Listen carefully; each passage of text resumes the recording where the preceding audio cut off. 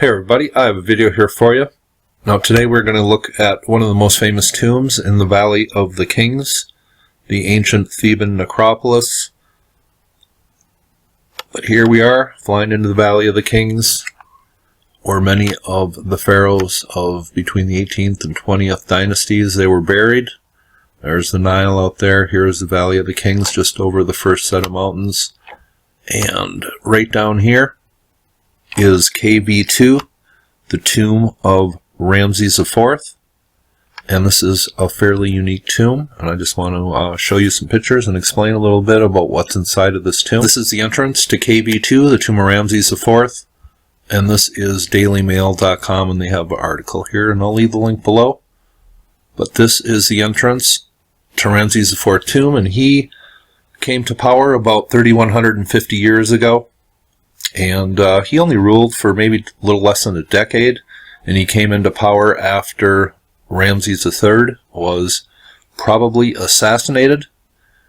And his tomb is about 89 meters in length total. And this is the entranceway. It has a couple inner corridors and a burial chamber in back. Pretty straightforward plan here to his tomb. Just wanted to show you that. And here is a facade of the tomb.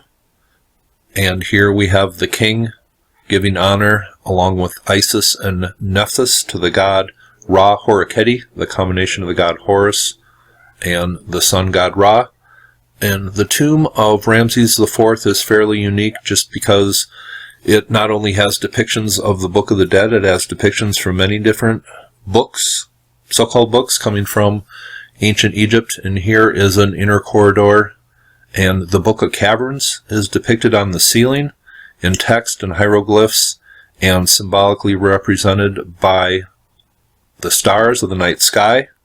And I find it very strange and odd that Egyptologists such as Zahi Hawass and Mark Lehner do not look to the night sky and the stars in their study of ancient Egypt. They only look at what they can find in the ground.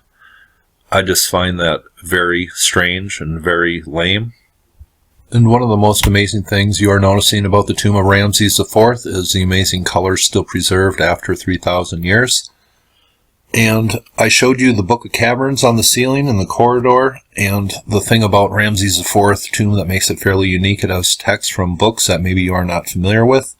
And besides the Book of the Caverns, it has text from the Litany of Ra, and the Book of the Dead, of course, the Book of Gates, the Book of Day, and the Book of Nights, some books you might not be familiar with, coming from ancient Egyptian spirituality. But this here, I believe this is a scene that depicts chapter 125 of the Book of the Dead. And I believe this is what is known as the scene of the two goddesses of what is right. And here you see ancient Anubis dominating the scene. And this is really all about the weighing of the heart and the balance of light and darkness. And of course, Anubis is aligned to the rising sun on March 21st, the spring equinox, the day that represents light overtaking darkness. A perfect reason why there was an ancient Anubis shrine on the Giza Plateau facing the spring equinox sunrise.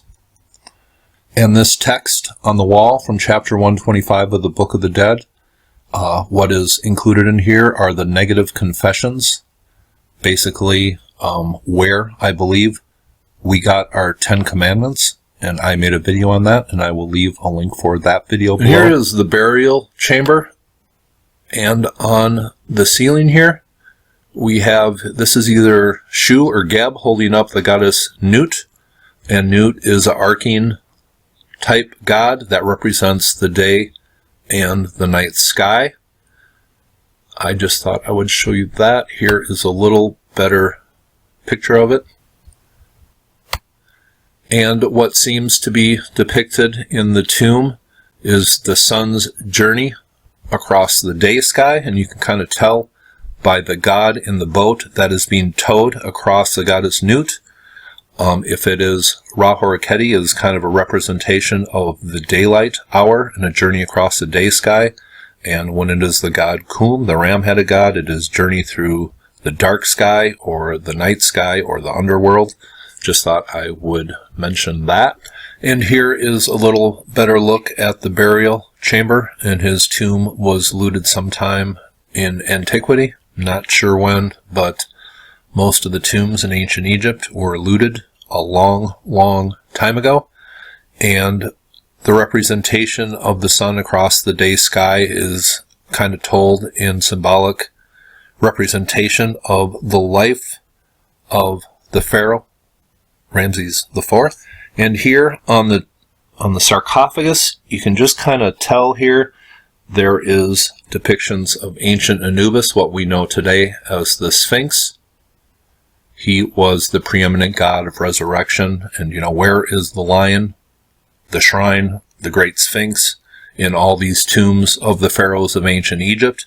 It is nowhere to be found, yet we have the god Anubis in the posture of the Sphinx, the oldest shrine and most famous shrine in Egypt, being depicted as it should be in the tombs of pharaohs. And I made a video a while back about the tomb of Ramses IV. I didn't talk, but I just showed pictures of it and a video of it, kind of a panoramic view of it.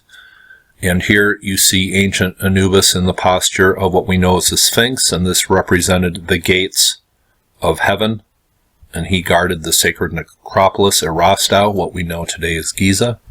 And here is just a shot from that previous video I did, and at the entrance to the tomb, it has depictions of Ramses IV, his coronation as pharaoh, and it also has depictions of him entering the afterlife in the Elysian fields, which is directly associated with the Duat, and I believe is the representation of Orion.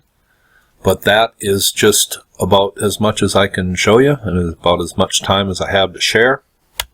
And that was a look and an explanation of the tomb of Ramses IV. And that is ancient Thebes, just outside of present-day Luxor, just over the first set of hills west of the Nile River, west representing the land of the dead. Hope you thought that was interesting, and you all have a very nice day.